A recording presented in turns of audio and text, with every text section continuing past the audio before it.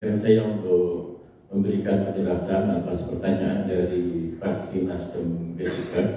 Terima kasih Pak Budi Sudra. Jadi Bapak Ibu semuanya, pendidikan adalah rekayasa sosial yang terbaik. Oleh karenanya, hampir di semua pemerintah nasional maupun daerah, pendidikan selalu menjadi urusan wajibnya. Dan tentu sebagai urusan wajib pasti akan ada indikatornya. Pak Sudra meminjam dari indikator sasaran strategis di dalam local framework-nya baik RPJMD maupun Rensa kami Dinas Pendidikan. Itu ada dua. Yang pertama adalah aksesibilitas pendidikan, yaitu memberikan kesempatan seluas-luasnya kepada masyarakat untuk bisa menunaikan baik itu kewajiban haknya bersekolah, dan yang kedua tentu di kualitas ya. Nah, ini seiring juga dengan tema besar pembangunan pendidikan nasional saat ini, yaitu pendidikan bermutu untuk semua. Hanya dibolak-balik saja. Kalau kita menyiapkan aksesibilitas pendidikan untuk peningkatan SDM unggul, saya kira itu sangat segaris ya. Nah, sub-indikator di dalam aksesibilitas, izin saya jelaskan sedikit. Tentu yang kami lakukan adalah mulai dari menyiapkan kelembagaannya. Karena kemampuan pemerintah yang terbatas, pasti lembaganya tidak hanya negeri tapi swasta pun juga menjadi pembinaan kami. Tidak dikotomis, tentu sesuai dengan kewenangannya.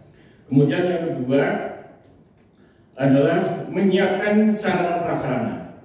Di dalam pidato Ibu Bupati awal setelah dilantik dulu, bahkan salah satu program prioritasnya adalah tidak boleh ada sekolah yang rusak lagi di Banyuwangi. Begitu kalau nggak keliru ya.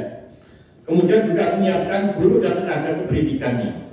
Nah, masalahnya lagi-lagi guru dan tenaga kependidikan ini untuk pengadaannya menjadi kewenangan pemerintah pusat, yaitu perekrutan ASN, baik itu PNS maupun P3K.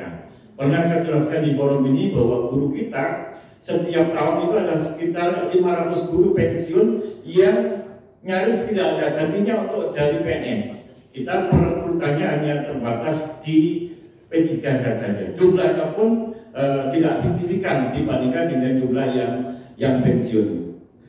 Boleh digambarkan bahwa saat ini guru kita yang sekitar hampir 6.000 itu 2/3-nya sudah guru P3K. Sisanya yang sepertiga itu PNS. Ya, itu jadi problem kita untuk urusan kuantitas. Tentu di dalamnya juga ada kualitas. Demikian pula dengan pemerataan. Ada beberapa sekolah yang kekurangan guru, tapi di beberapa tempat guru kadang kumpul yang belum bisa pindah. Antara lain penyebabnya tentu lagi-lagi di kewenangan. Yang ini juga terus menjadi konsen dan diskusi kami bersama dengan Kepala BKPP, konsultasi juga dengan Pak Asisten, dengan Pak Sekda untuk tadi terobosannya.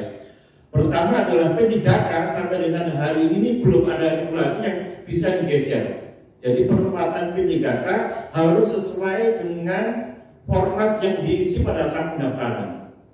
Nah, faktanya ada guru-guru kita yang karena harus menempati di situ, dia kadang nggak punya tugas di sekolah itu. Yang kasihan lagi kalau dia sudah sertif ya Bapak Ibu, sudah punya sertifikat pendidik yang mestinya dia mendapatkan tunjangan TPG. Nah, karena syarat ketentuan minimalnya tidak terpenuhi, akhirnya terpaksa di situ hanya menjalankan tugas tambahan saja dan cerita nggak bisa cair. Karena belum ada regulasi, dan regulasinya tentu dari pusat. Demikian pula dengan yang PNS. Yang PNS itu terakhir kita ada tahun 2019, banyak ada sedikit tahun 2020. Mereka ini membuat semacam fakta integritas bahwa yang bersangkutan tidak bisa mutasi sebelum 10 tahun. Berarti tahun 2029 nanti yang angkatan terakhir PNS itu baru bisa dimutasi. Nah, kami memahami bahwa ini harus ada terobosan karena kami di Dinas Pendidikan sangat butuh ya. Sudah kita nggak boleh merekrut honorer baru. Kalau ini nggak bisa dimutasi, tentu ini jadi problem. Kami mohon dukungan juga dari Bapak Ibu di Dewan. Ini urusan aksesibilitas. Kemudian juga dalam sisi program siswa, alhamdulillah Banyuwangi dari awal sudah menerapkan pendidikan yang alternatif. sejak tahun 2014 kita sudah menetapkan sebagai Kabupaten Pendidikan Inklusif. Ya, kalau ada anak dari anak difabel maka harus bisa diterima. Kita juga menjamin anak-anak Banyuwangi yang tidak bisa sekolah harus bersekolah alasan apapun. Maka kita punya program ganda ampuh, rimbulan, uang saku, termasuk fasilitasi program Indonesia Bintang. Nah, bahkan tidak hanya sampai di pendidikan dasar, di pendidikan menengah pun kita ada program Banyuwangi Cerdas, ya, dan juga lanjut ke program Banyuwangi Mengajar. Nah, di antara banyak aktivitas ini tentu Pak Sudra adalah tata kelola kelembagaan terus kami revitalisasi, antara lain SD yang siswanya mulai nggak ada itu kita merger. Kita sudah lebih dari 15 SD di merger. Itu juga dalam rangka mengatasi guru-guru yang nggak banyak muridnya itu yang digabung dia bisa membantu sekolah-sekolah yang lain. Ya.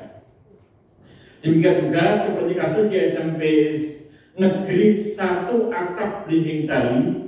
Ini terus menjadi problem kita, terutama dengan Pak Sudra juga yang dapil Blimbing Sari. Sebenarnya diskusinya sudah sangat intens, hanya memang solusinya tinggal klik saja. Ini ada Pak Asisten satu, mungkin nanti bisa juga dikoordinasikan Pak Bram.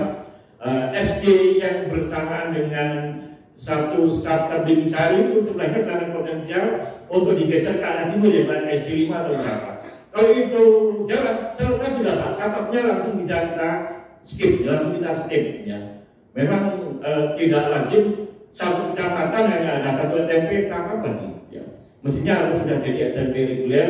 Mudah-mudahan nanti lebih dalam bisa diskusi lebih intensif, termasuk dengan Pak Sutikno, Pak Ketua Komite yang Pak Kades bagaimana Bomo juga sudah sangat intens kami berdiskusi. Data indikator dari aksesibilitas itu Bapak Ibu adalah rata-rata lapas sekolah, lapas sekolah kita 7,78. Ini diukur dari average rata-rata penduduk Banyuwangi usia dewasa 25 tahun ke atas. Ya, 7,78 itu berarti masih setara SMP kelas 8 atau kelas 2. Tapi untuk usia yang tua, untuk usia yang bisa sekolah kita sudah mencapai 13,14. Setara dengan diploma 1 lah, mau ke diploma 2. Jadi sudah cukup lumayan untuk usia sekolah. Ibarat membayangkan SDM unggul kita seperti apa, yaitu lulus SMA plus sudah diploma 1 atau diploma 2. Faktanya ini problem lagi, Bapak, kewenangan Pemkab Banyuwangi itu dibatasi dengan Undang-Undang 23. Tentu kami tidak secara langsung mengurus yang madrasah mulai Dotul Atfal sampai dengan madrasah aliyah. Kemudian yang SMA, SMK, PKPAK atau SLB menjadi kewenangan provinsi. Itu artinya peluang dan juga tantangan kami untuk terus koordinasi dengan lembaga yang terkait. Yang kedua adalah ini sedikit saja Mas Idan, sudah banyak di depan. Kualitas pendidikan tadi untuk mencapai unggul selain tadi ada harapan ramah sekolah adalah melalui asesmen kompetensi nasional yang setiap tahun yang dulu namanya ujian nasional sekarang diganti dengan AKM atau AMDK yang diukur dari 6 indikator. Yang pertama adalah indikator numerasi, indikator literasi, yang kedua kemudian yang ketiga ada karakternya anak-anak, yang keempat adalah kualitas pembelajaran, kemudian iklim keamanan sekolah juga diukur, dan juga ada iklim kebinekaan. Nah, alhamdulillah sejauh ini Kabupaten Banyuwangi secara keseluruhan raport pendidikan kita predikatnya adalah baik. Memang ada kalau dari sub-subnya ada yang sedang, tapi sudah banyak atau dominan dia berjalan dengan baik. Di luar itu yang kualitas tentu kita melihat SDM Banyuwangi di bulan-bulan terakhir ini menunjukkan prestasi nasional maupun internasional, bahkan ya beberapa tahun lalu ada si Adelia itu juara 1 karate di Portugal 2 kategori sekaligus. Dan kemarin anak kita ada juara dunia Olimpiade Coding di Korea Selatan. Kemarin kita juga meninggalkan ada Mbak Dwi Agustiningsih, dokter termuda UGM itu anak Banyuwangi dari keluarga tidak mampu. Ya, itu artinya kan fasilitasi kita semuanya. Kemudian yang terbaru untuk Mbak Fia yang Putri Indonesia itu juga hasil dari pendidikan Kabupaten Banyuwangi. Demikian Pak Sidar, terima kasih saya kembalikan. Assalamualaikum warahmatullahi wabarakatuh. Terima kasih.